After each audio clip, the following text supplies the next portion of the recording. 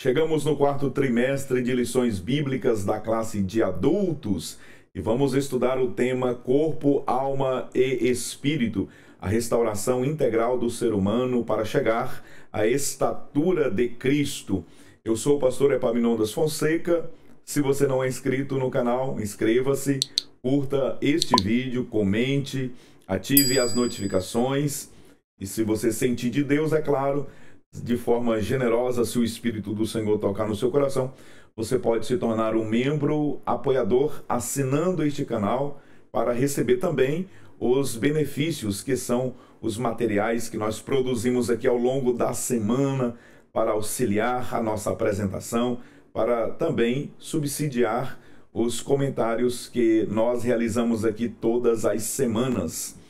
Vamos desta forma estudar um trimestre teológico, vamos mergulhar aí na antropologia bíblica. E eu quero convidar você para a apresentação da ministração de hoje. A aula só está começando.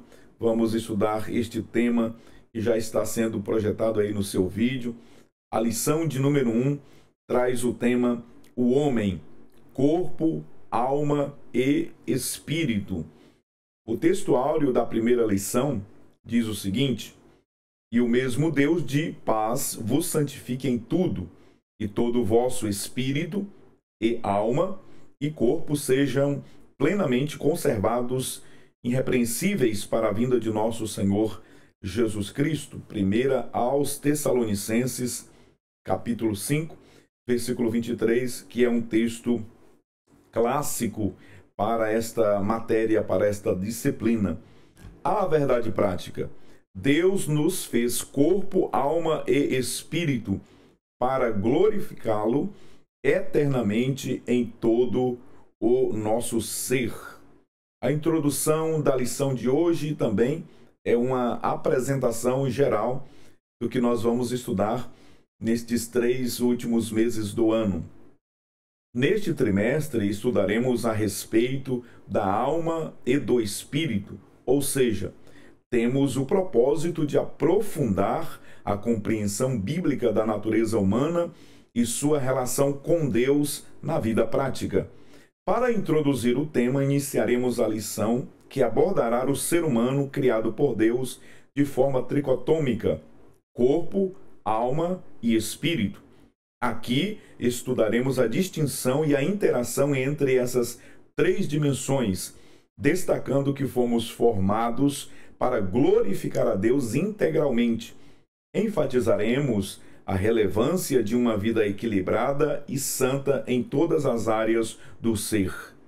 E para nos auxiliar neste trimestre, contaremos com o apoio do pastor Silas Queiroz, jornalista, bacharel em teologia e direito, especialista em direito público e processual civil e procurador-geral no município de Ji-Paraná, Rondônia.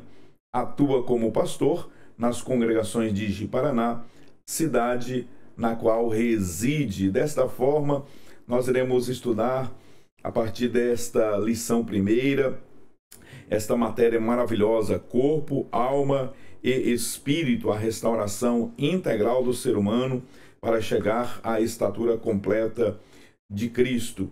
E 13 lições, elas serão abordadas pelo pastor Silas Queiroz, e vai nos auxiliar, é o comentarista deste trimestre, e nós seremos então abençoados com lições extraordinárias.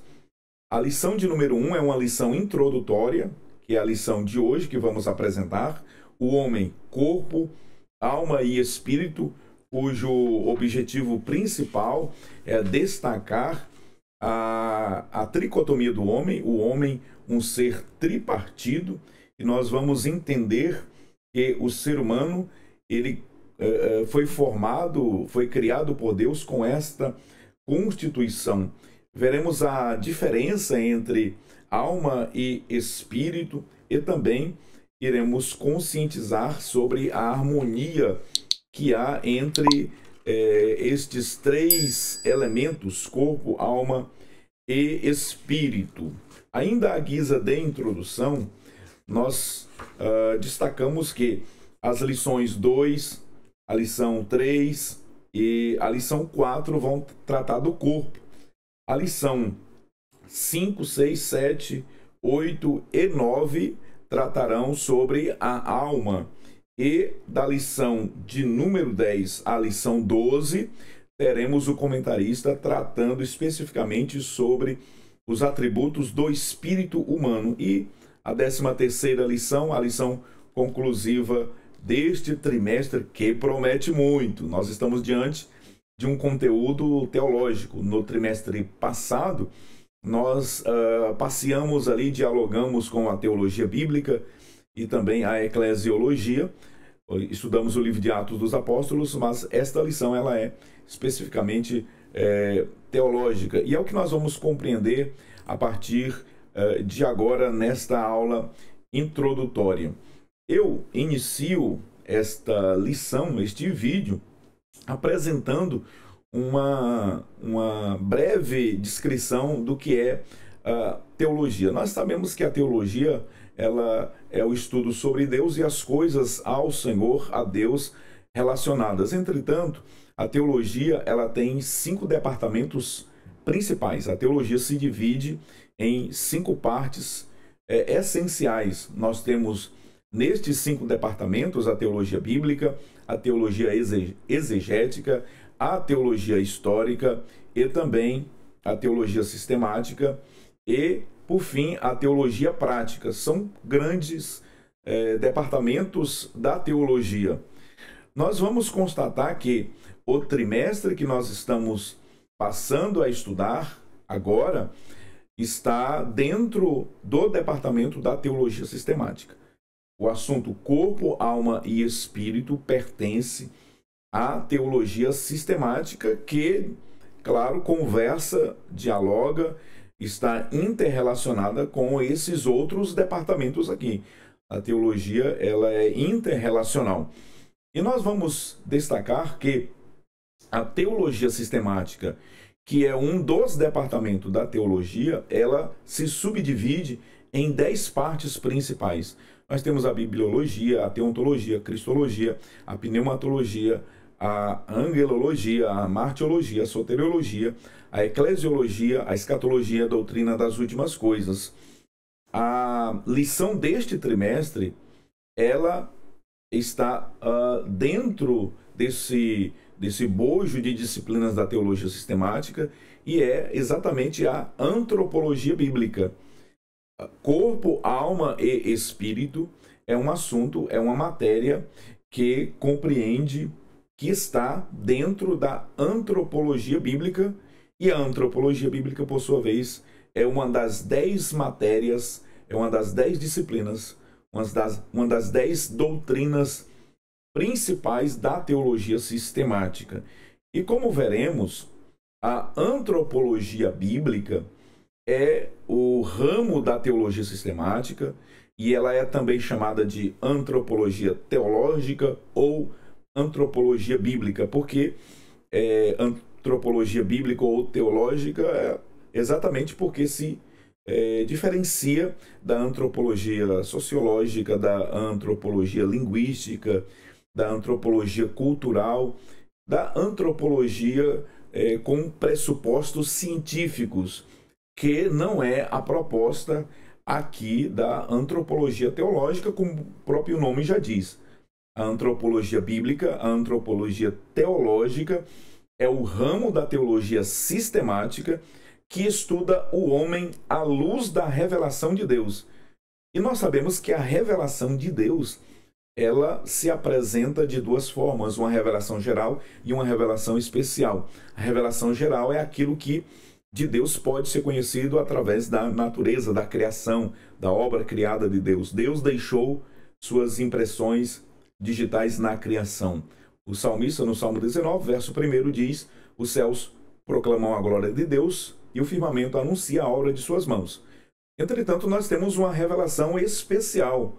E essa revelação especial, ela se manifestou de algumas maneiras, através de teofanias, milagres, manifestações sobrenaturais de Deus no Antigo Testamento e através da revelação da glória do Filho de Deus, o próprio Senhor Jesus, sendo, portanto, o ápice dessa revelação especial, porque o próprio Deus agora assume uma natureza humana, uma pele humana, e encarna-se e se revela ao homem.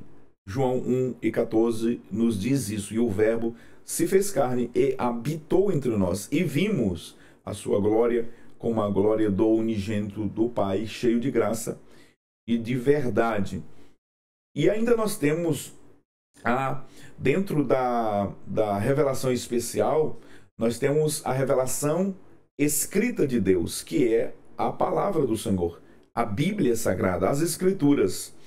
A revelação de Deus se mostra especial também através daquilo que está escrito. Como Paulo disse a Tito na sua segunda carta, no capítulo 3, versículo 16, toda a Escritura é divinamente inspirada por Deus. Aquilo que o apóstolo Pedro nos ensinou no capítulo 1, versículo 21, também da sua segunda carta, que nenhuma profecia jamais foi dada por vontade humana, antes homens santos falaram movidos pelo Santo Espírito do Senhor. Desta forma, nós temos esta revelação sobre a origem do homem, sobre a natureza do homem, sobre a constituição do homem e sobre o destino final do homem. E dessa forma, nós temos na Bíblia Sagrada, nós temos na Palavra de Deus a revelação necessária para compreendermos esta matéria. A palavra antropologia, ela vem do grego anthropos, homem, mais logia, estudo. Portanto, a antropologia, ela, em linhas gerais, estuda o homem conforme a revelação bíblica. Nós estudamos o ser humano conforme aquilo que está nas Escrituras Sagradas. Conforme também eu já disse, a nossa matéria, o objeto de estudo nosso, não é com os pressupostos da ciência antropológica, os pressupostos científicos. Não. Nosso ponto de partida para compreendermos o homem, a natureza do homem, né, a origem do homem, a queda do homem, a redenção do homem, o destino eterno do homem, a sua relação com Deus e com os seus semelhantes, esta revelação, ela parte do ponto inicial das Escrituras, dos pressupostos estabelecidos na Bíblia Sagrada, na Palavra de Deus. Lembrando também que, quando nós analisamos esta disciplina, antropologia teológica ou antropologia bíblica, ela é estudada por nós conforme também a cosmovisão cristã pentecostal. Nós temos a nossa cosmovisão cristã. Com as lentes dessa cosmovisão, nós enxergamos o homem. É a partir destas lentes, é a partir desta cosmovisão, destes óculos, que nós vamos vislumbrar todos os assuntos que iremos estudar ao longo desses 3 meses. A nossa cosmovisão cristã, ela está com base em 5 pilares, podemos assim dizer: criação, a queda, a redenção, a restauração e a glorificação. Criação, queda, redenção, restauração e glorificação. Nós vamos estudar a antropologia bíblica com base nesses pilares, nesses pressupostos que formam a cosmovisão cristã, e aqui, no nosso caso, cosmovisão cristã pentecostal. Adiante, vamos iniciar, portanto, o comentário da primeira lição. Depois desta breve introdução acerca da disciplina que vamos estudar, desta matéria, deste conteúdo, vamos passar a estudar agora o homem, corpo, alma e espírito.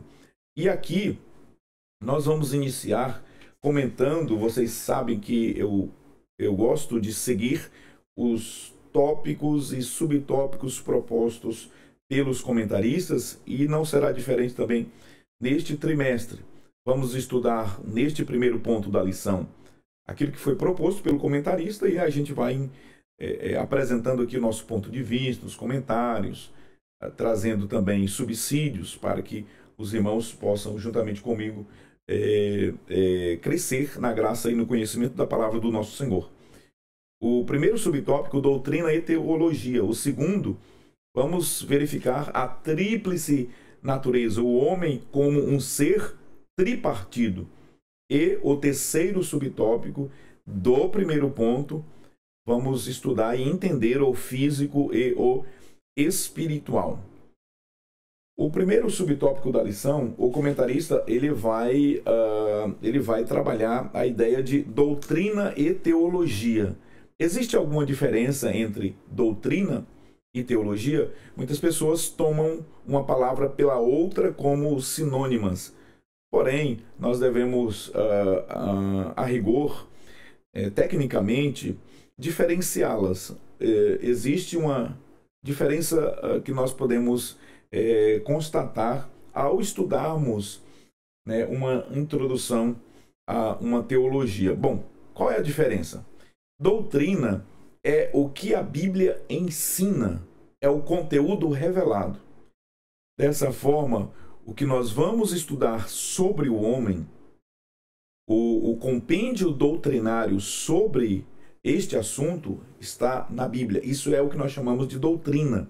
Doutrina é o que a Bíblia ensina. É aquilo que foi revelado nos 66 livros da Escritura. Nós poderíamos, por exemplo, aqui destacar a doutrina de Cristo, a cristologia, a doutrina de Deus, a teontologia, a doutrina do Espírito Santo, a pneumatologia ou paracletologia, a doutrina das últimas coisas, a escatologia bíblica. Observe que o conteúdo da teologia está na Bíblia. O conteúdo teológico, ele parte da revelação que está nas Escrituras. Dessa forma, doutrina é aquilo que está revelado, é aquilo que está no texto bíblico. E teologia? Bom, a teologia é a reflexão humana organizada sobre esse ensino. A teologia, portanto, é a sistematização, é a organização. E é exatamente isso que os teólogos sistemáticos nos deixaram um legado maravilhoso, porque foram os responsáveis por organizar as doutrinas que estavam esparsas na Escritura, na Bíblia, né? Por exemplo, você não tem um livro na Bíblia que trata especificamente sobre a tricotomia. Você não tem um livro na Bíblia que trata só sobre a escatologia, todos os capítulos e versículos. Esses temas doutrinários, eles estão espalhados entre os livros da Bíblia, no Antigo e no Novo Testamento. Deus, por sua graça e misericórdia, usou homens que se dedicaram a vida inteira para estudar, para ler a Bíblia muitas vezes, pensar, analisar, refletir sobre aquele assunto e fazer o quê? Organizar aquela doutrina, sistematizar aquela doutrina que se encontra na Bíblia, mas de forma espalhada, esparsa por entre os livros da Escritura. A teologia sistemática, dessa forma, nos entrega essas doutrinas, essas 10 principais doutrinas que mencionamos agora há pouco, nos entregam elas organizadas, sistematizadas. Daí o nome teologia sistemática. E eu quero aproveitar a ocasião e indicar aos irmãos, né, como dica, né, de auxílio subsidiário, bibliográfico, o livro do pastor Silas Queiroz, que está muito, mas muito bom, assim como todos os outros, claro. O pastor Silas Queiroz escreve muito bem, assim como os outros comentaristas também, e eu quero indicar. O professor de escola dominical tem essa obra que vai lhe auxiliar na preparação de suas aulas. Nós temos aqui um aprofundamento do texto que está na revista da escola dominical. Eu também indico aos professores, né, aos irmãos que têm interesse em aprofundar na matéria, a Teologia Sistemática Pentecostal, editada pela CPAD, com autores nacionais, que foi organizado. Esse material foi organizado pelo saudoso pastor Antônio Gilberto. E também não pode faltar a nossa declaração de fé.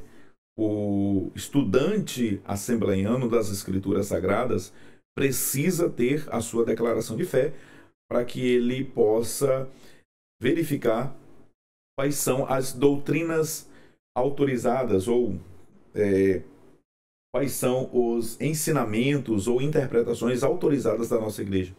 Isso é uma declaração de fé, né? São interpretações autorizadas de uma denominação. Como diz meu amigo pastor Ciro Zibordi, e eu peço que, se os irmãos desejarem aprofundar nos temas da Escola Bíblica Dominical, acompanhe o trabalho do pastor Ciro Zibordi aqui no YouTube.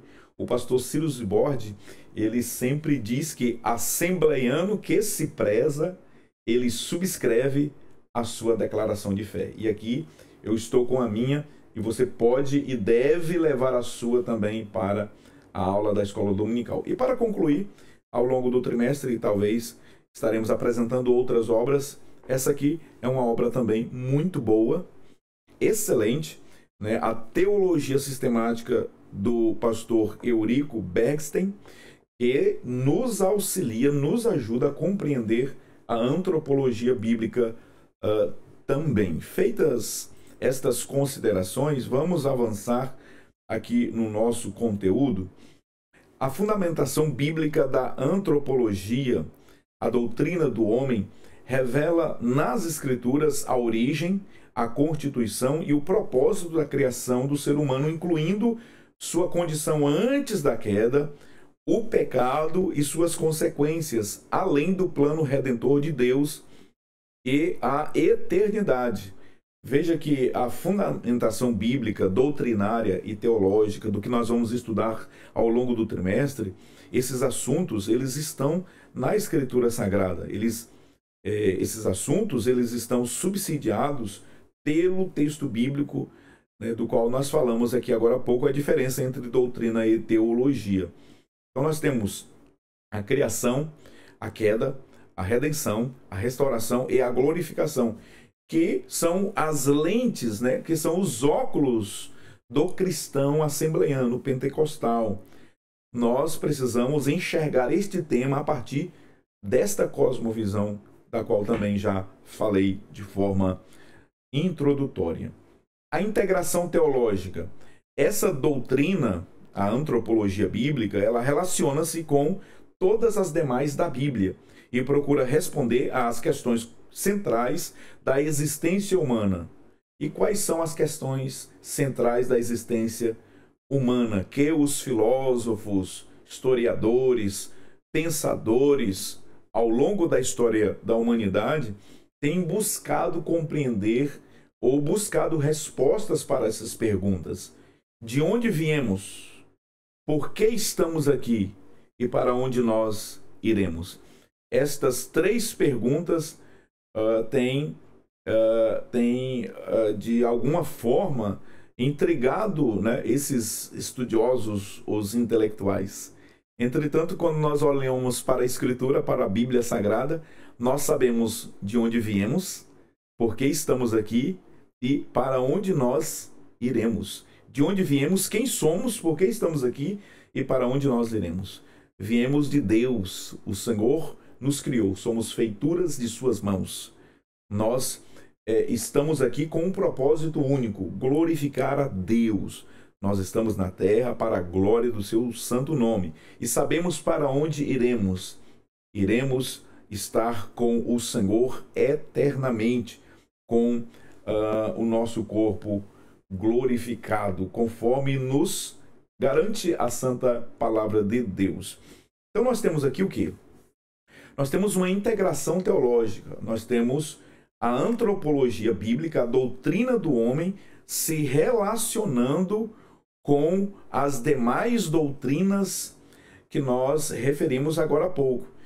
A antropologia bíblica, ela não está isolada, sozinha. Aliás, ninguém deve estudar a antropologia teológica isolada, sozinha das demais disciplinas. Veja que nesta imagem como a antropologia ela se interrelaciona com as demais disciplinas, com as demais matérias, com as outras doutrinas. A antropologia bíblica, portanto, está interrelacionada com a doutrina de Deus, com a doutrina de Cristo, do Espírito Santo, da igreja, do pecado, da salvação, não é verdade? Está interrelacionada com a escatologia bíblica, com a teontologia que nos revela quem nos criou, Deus, com a cristologia que nos revela quem é o Salvador, Jesus, com o Espírito Santo que nos revela quem é aquele que habita no crente salvo e que convence o homem do pecado, da justiça e do juízo, conforme João 16. Por exemplo, do pecado que nos revela como que o pecado afetou o espírito, a alma e o corpo do homem. Da salvação à soteriologia, que nos revela os pressupostos de como se processa a salvação no homem. E da escatologia bíblica, que nos revela o futuro do homem, que nos revela também o estado eterno, tanto dos salvos quanto dos perdidos. Desta forma, a antropologia teológica não pode ser estudada isolada. Ela precisa ser analisada, precisamos refletir nesses temas, sempre olhando e dialogando, conversando com estas outras matérias, com essas outras disciplinas. Daí a importância de conhecermos, ainda que basicamente, a teologia sistemática. É necessário a gente buscar conhecer. O comentarista, ele chama a nossa atenção para o cuidado da psicologização da fé. O que é isso? A psicologização da fé é um tema que merece destaque, mas precisamos tomar cuidado, porque diante das influências e de concepções não cristãs, é necessário termos o conhecimento da Bíblia, da Palavra de Deus, termos o conhecimento das Escrituras, desta matéria, para que nós possamos lidar com situações que muitas vezes essas situações, comportamentos humanos que se apresentam, e a confusão é que alguns estão substituindo a fé pela ciência, a fé pela psicologia. E aqui eu quero deixar muito claro que nós não somos apologetas da ignorância, nós não estamos aqui de forma alguma falando contra a ciência, a ciência como um todo e a psicologia enquanto ciência. De forma alguma. Nós não somos tolos ao ponto disso. Mas o que nós estamos falando aqui, o que o comentarista quer dizer com isso, é que a psicologia deve ficar no campo da ciência. E a fé não pode ser substituída pela ciência. A psicologização da fé é o processo de substituir a fé pela psicologia dentro do ambiente da igreja, ao interpretar problemas espirituais apenas como questões emocionais ou psicológicas. Na maioria das vezes que isto ocorre, na maioria das vezes que esse fenômeno ocorre, né, o problema não é de ordem científica, o problema não é de ordem meramente psicológica, mas espiritual. Então, muito cuidado, os irmãos que são da área, né, da psicologia, muito cuidado para que os pressupostos científicos, os pressupostos e as concepções não cristãs, essas concepções não substituam a doutrina, não substituam a fé. O que é da psicologia deve ser resolvido psicologicamente, com os profissionais. tanto da psicologia, e se for o caso, se for um caso mais severo, com médicos profissionais e habilitados para isso, os psiquiatras que trabalham com a mente, que trabalham com as doenças da mente. Mas aqui nós estamos chamando a atenção, o comentário da lição chama a atenção para o cuidado de não fazer com que essas concepções científicas assumam o papel da fé. E nesse processo, quem estiver lidando com o caso tem que ter o discernimento de Deus, tem que ter a sabedoria de Deus para saber diferenciar quando o assunto é da fé e quando o assunto é da ciência, da psicologia. Nós sabemos que, infelizmente, as ciências humanas e as ciências como um todo, né, as bases, elas são bases não cristãs. Por exemplo, os pressupostos da psicologia partem do princípio de que o homem não foi criado por Deus. E quais são os princípios que formatam, né, toda a construção acadêmica desta ciência? São os fundamentos, são os fundamentos não cristãos, evolucionistas, ateístas.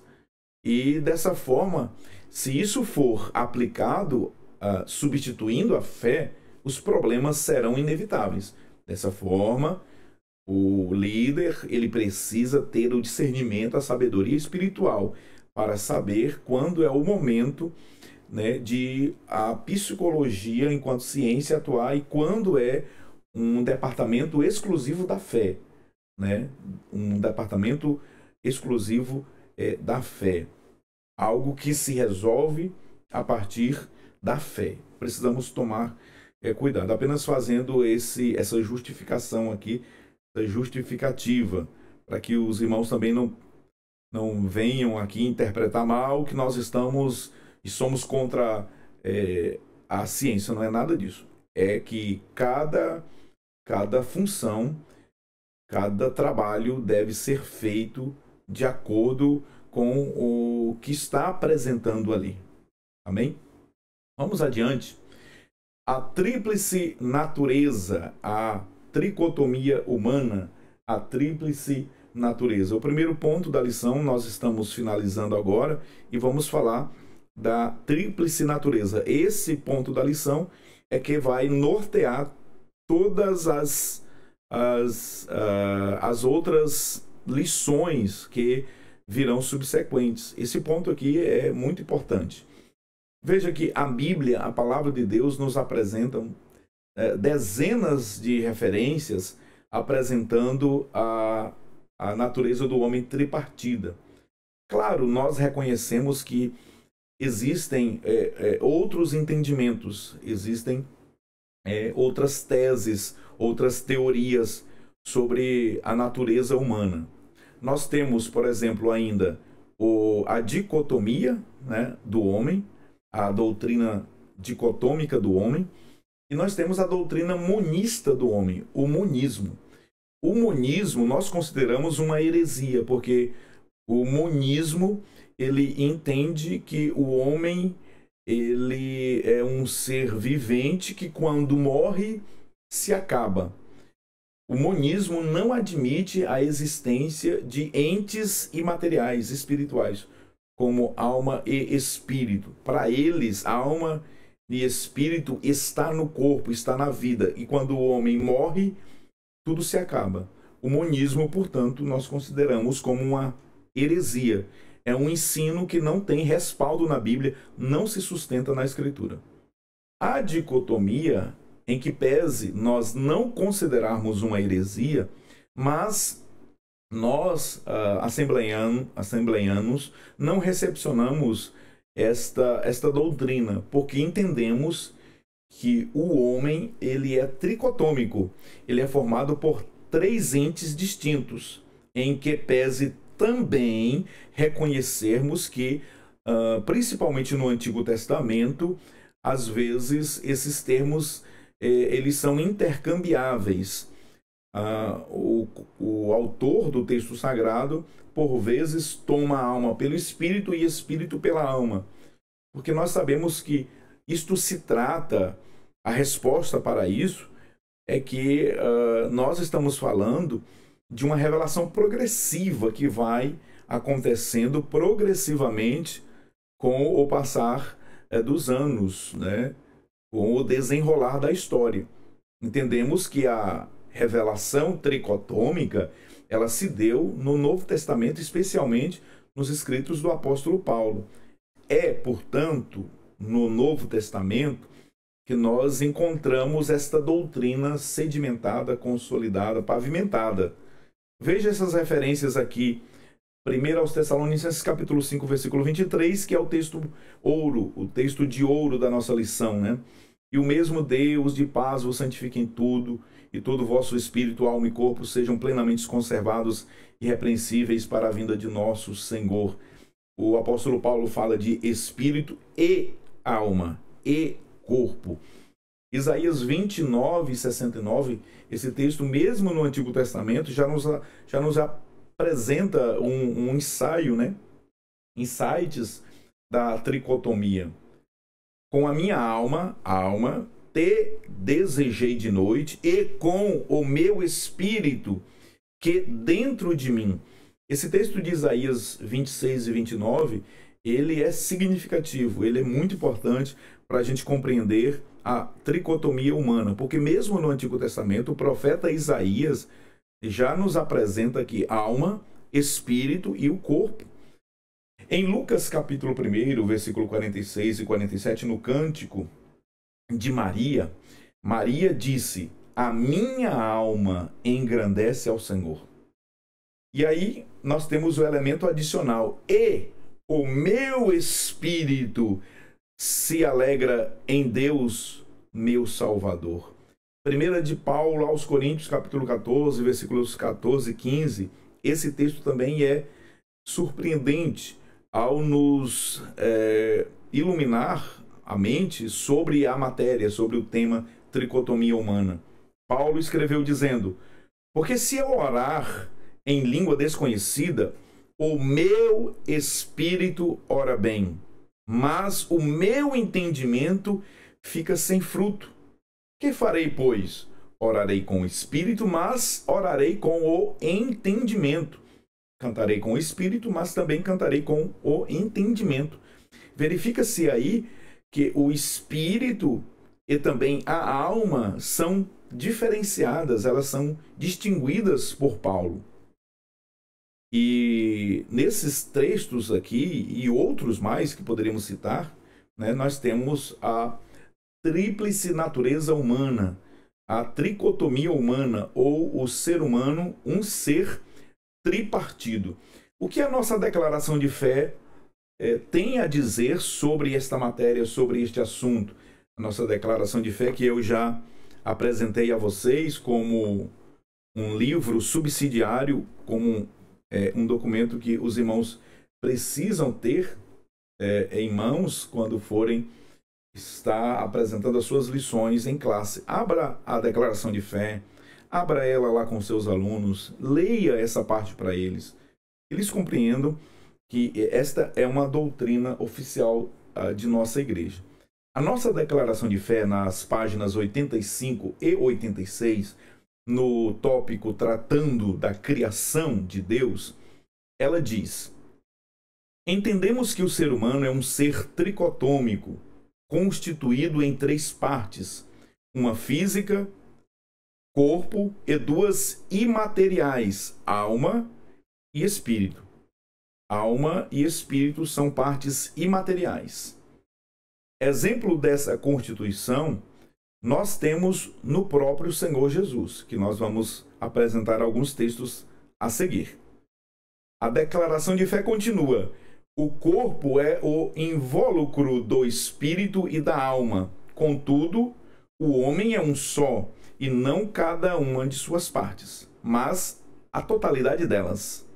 Uma unidade, o homem, na pluralidade, espírito, alma e corpo, e uma pluralidade na unidade. Este texto foi extraído da nossa declaração de fé. Então, é isso que nós entendemos. Essa é a interpretação que nós damos a esta matéria. Portanto, o homem, ele é um ser tríplice. Mas também eu devo alertá-los, eu devo aqui lembrá-los que, não obstante, alma e espírito, que são os entes imateriais do homem, não obstante eles serem distintos, diferentes, mas devemos lembrar que são inseparáveis.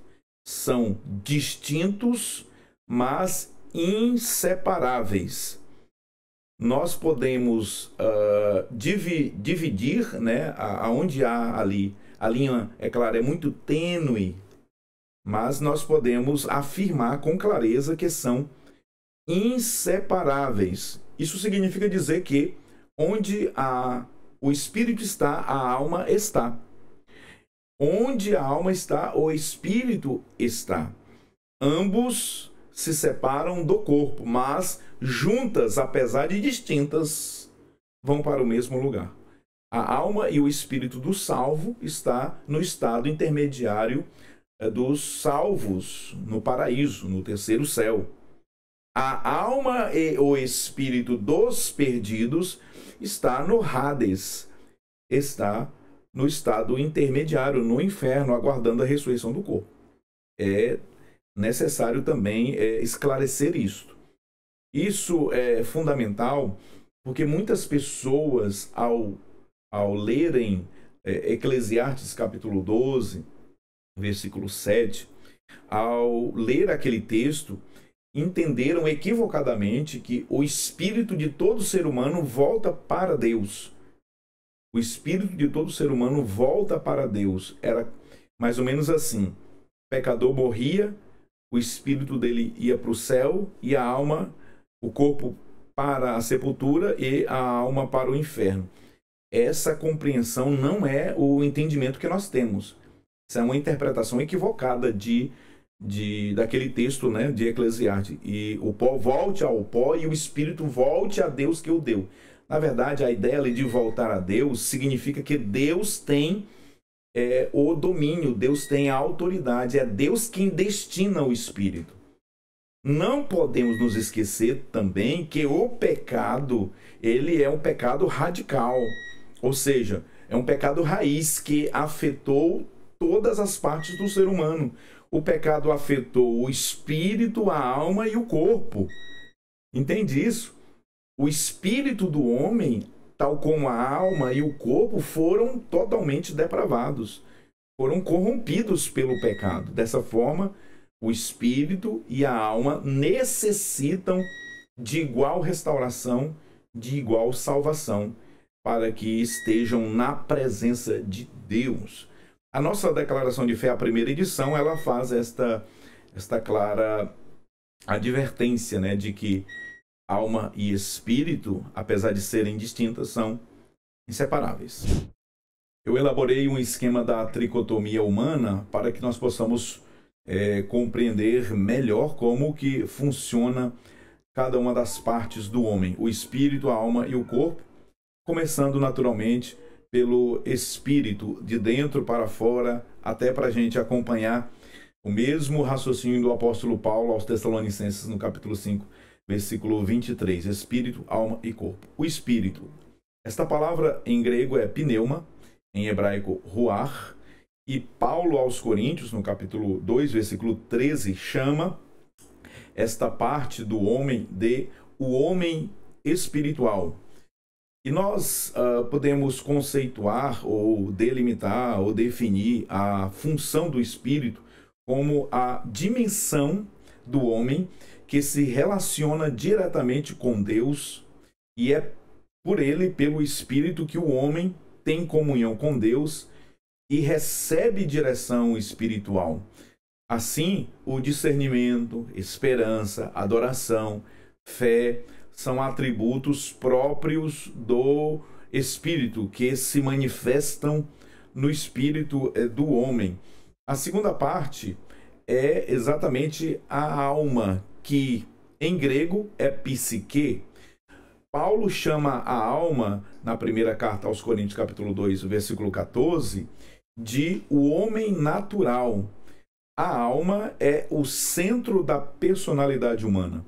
É nela que estão as emoções, na alma se manifestam os pensamentos, decisões partem da alma, né? Decisões que inclusive definem o caráter e o comportamento do indivíduo. Dessa forma, imaginação, sentimento, vontade, consciência, razão são manifestações da alma, são expressões da alma. E claro, a terceira parte, o corpo humano, a parte exterior, parte material.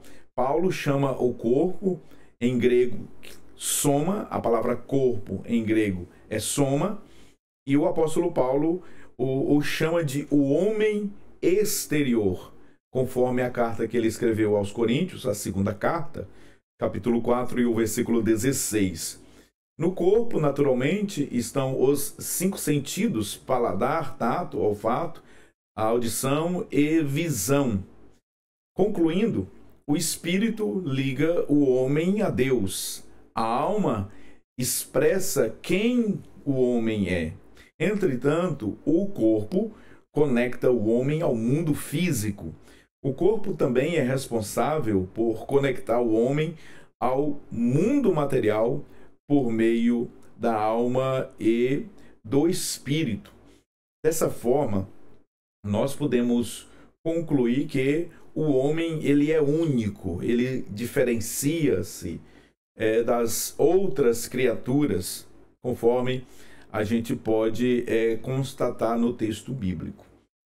Como exemplo, nós mencionamos a partir do comentário do pastor Silas Queiroz o próprio Filho de Deus, o Senhor Jesus, que é o Deus encarnado, né? Plenamente homem, plenamente Deus.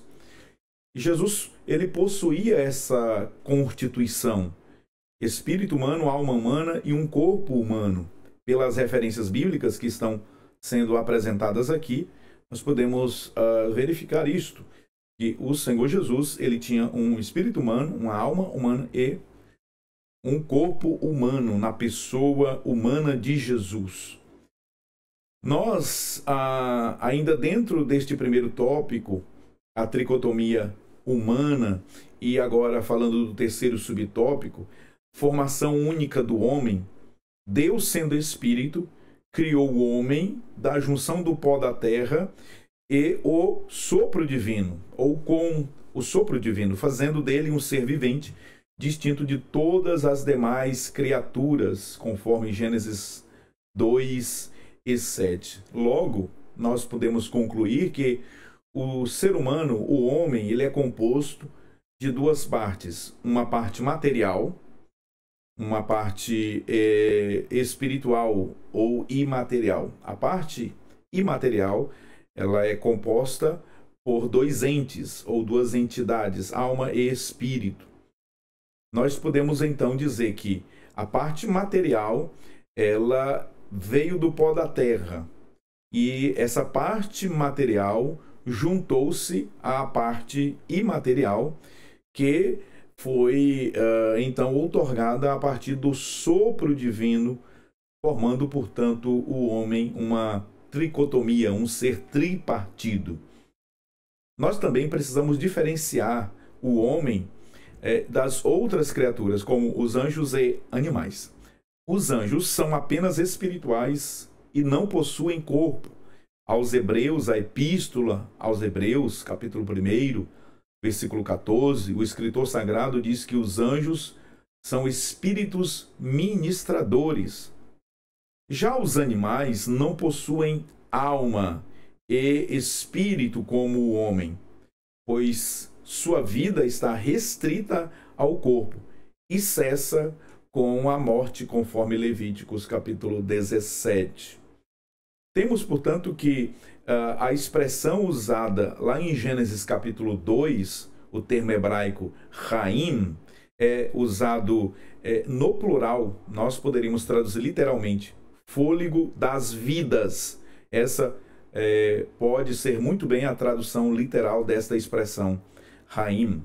Esta expressão, usada para a vida, aparece no plural, sugerindo a união das três dimensões do homem, corpo, alma e espírito, que o torna um ser integral diante de Deus.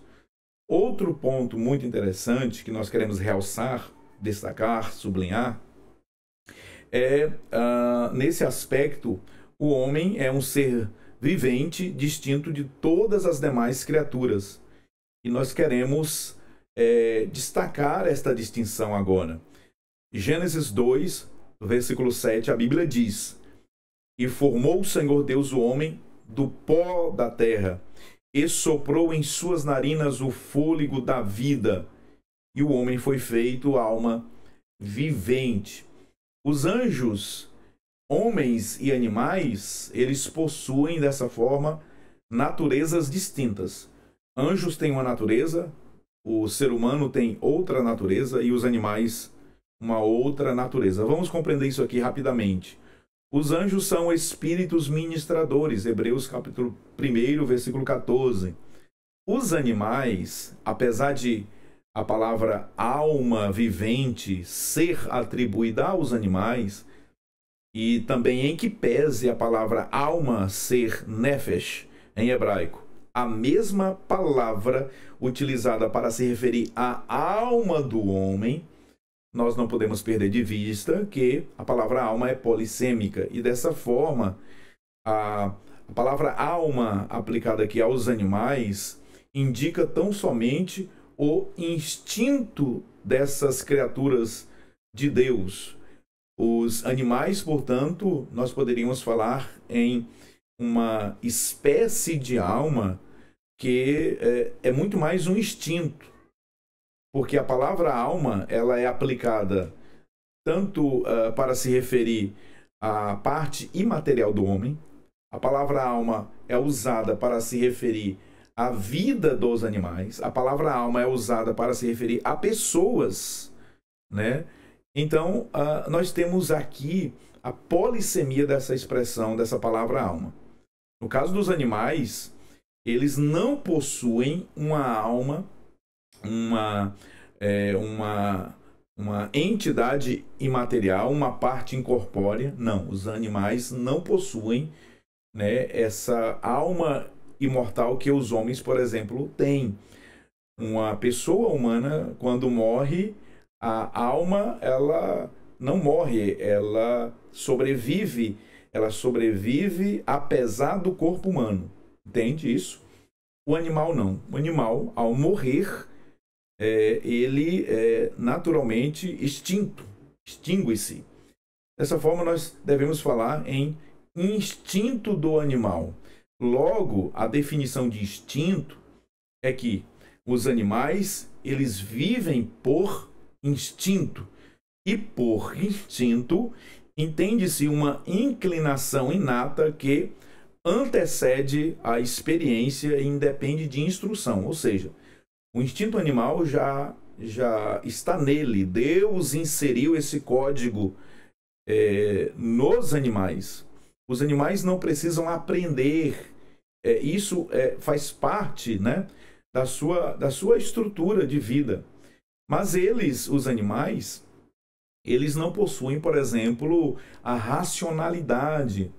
Eles não possuem o intelecto que nós, seres humanos, temos. Dessa forma, a natureza dos animais é diferente da natureza dos homens. O animal, ele possui este instinto do qual nós falamos aqui. Nós reconhecemos, claro, que os animais, eles têm uma certa medida de sentimentos, de emoção. Os animais, eles correspondem ao carinho dos homens. Os animais, eles podem se entristecer, se alegrar. Os animais sentem raiva, sentem dores, né? É uma certa medida que nós assim podemos considerar. Mas isso faz parte do instinto. E ao morrer, o animal deixa de existir. Não há uma vida pós-morte, como, por exemplo, no caso do homem, espírito e alma. Diferentemente, né, nós, os seres humanos, formados com uma composição tripla, corpo, alma e espírito, que nós já aprofundamos aqui este tema. Vamos falar sobre a distinção entre alma e espírito. É importante fazer esta distinção, e nós, nesse segundo ponto da lição, vamos nos deter nesta distinção que é posta aqui pelo comentarista, o pastor Silas Queiroz.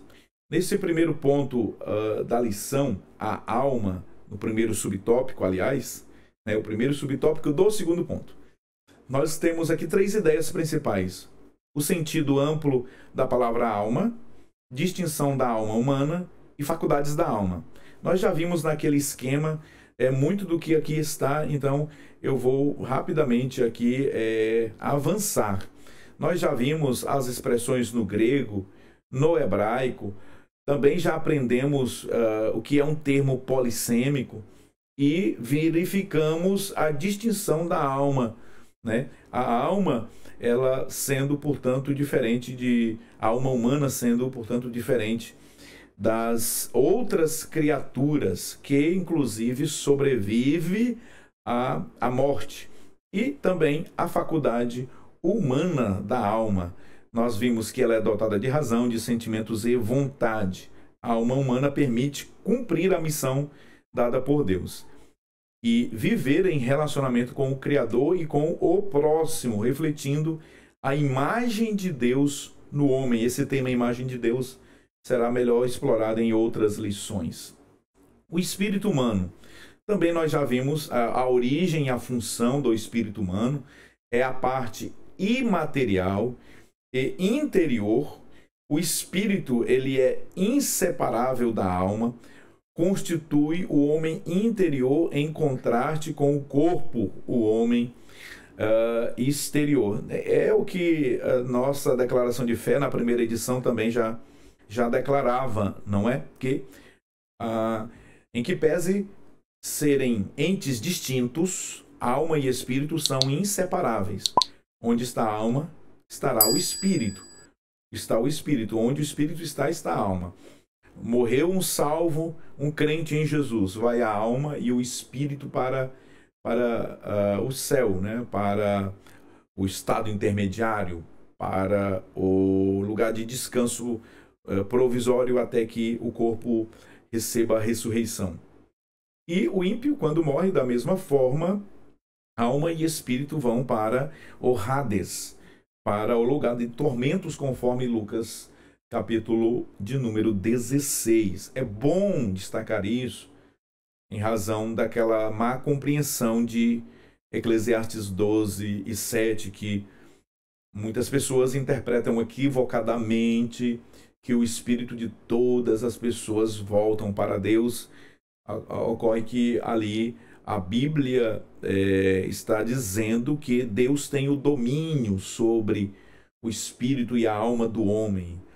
Após a morte, é Ele quem dá o destino final, porque o Senhor é o Pai dos Espíritos, conforme diz a Escritura Sagrada. Vamos para o terceiro ponto da nossa lição, terceiro e último ponto: interação das 3 dimensões. A interação das 3 dimensões. Aqui nós vamos estudar corpo, afetos e somatização, e também equilíbrio e saúde. 2 subtópicos para a gente encerrar a nossa aula, podemos assim dizer, né?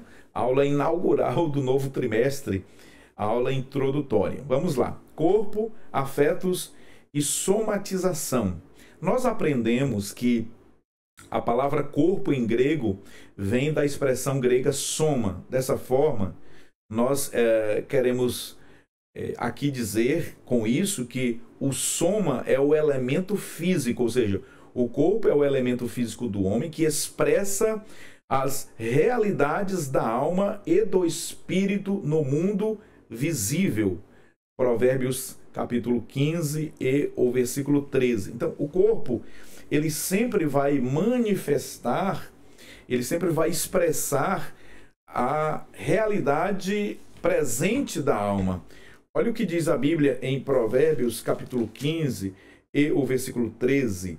O coração alegre aformoseia o rosto, mas pela dor do coração o espírito se abate. O sábio Salomão está aqui nos ensinando que a alma, aqui representada pelo coração, né? A alma, a parte interior do homem, né? A parte imaterial, ela então é aquela que dá o comando para as reações no mundo visível. É a alma que vai dar os comandos para que o corpo se manifeste. Portanto, as expressões do corpo é exatamente aquilo que está acontecendo na alma. Salomão disse que o coração alegre aformoseia o rosto.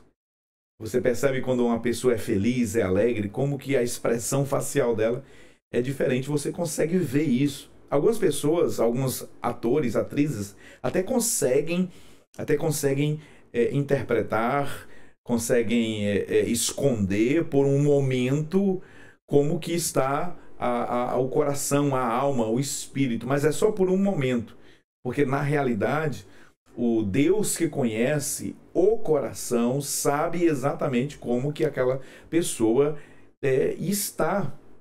Dessa forma, nós vemos aqui que o corpo ele vai sempre manifestar, ele sempre vai expressar a realidade da alma e do espírito.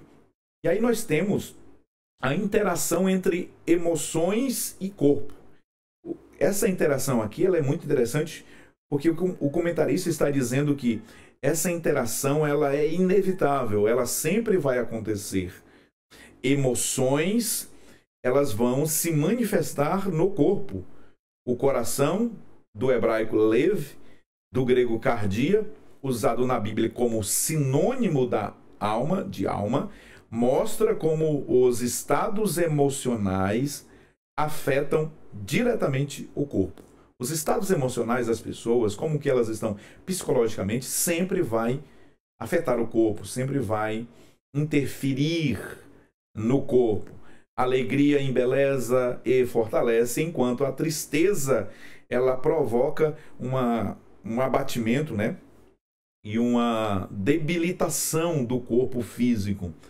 Aqui nós encontramos a interação das três dimensões, do espírito, da alma e do corpo.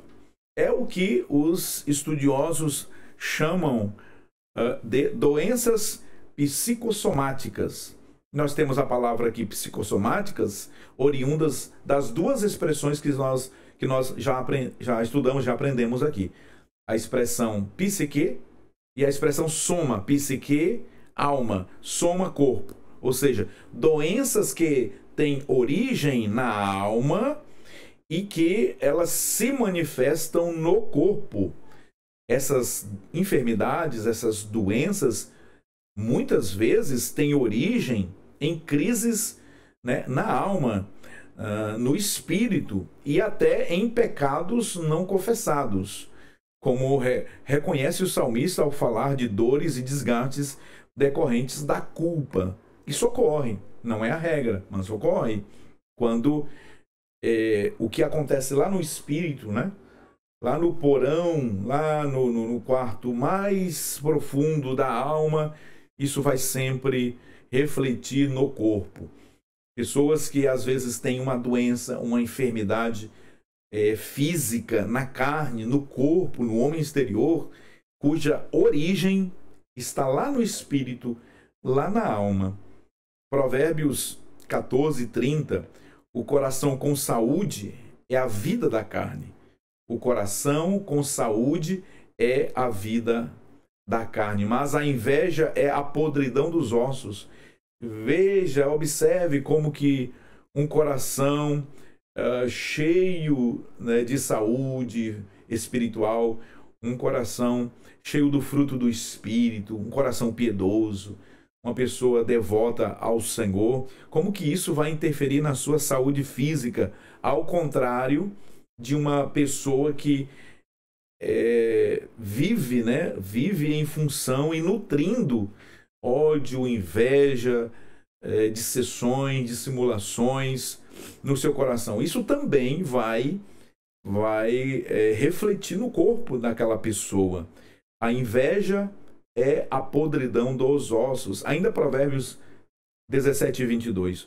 O coração alegre serve de bom remédio, mas o espírito abatido virá a secar os ossos.